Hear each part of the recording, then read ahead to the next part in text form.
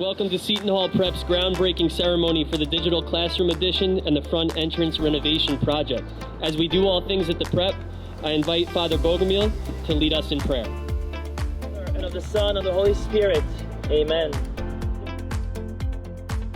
I've had the pleasure and privilege of having seen the Prep grow in many ways.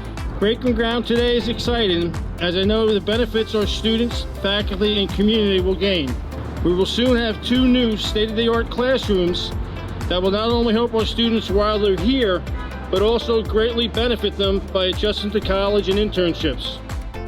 We thank you for your support and generosity, and we want to ask the Lord to bless us and see this project come to fruition.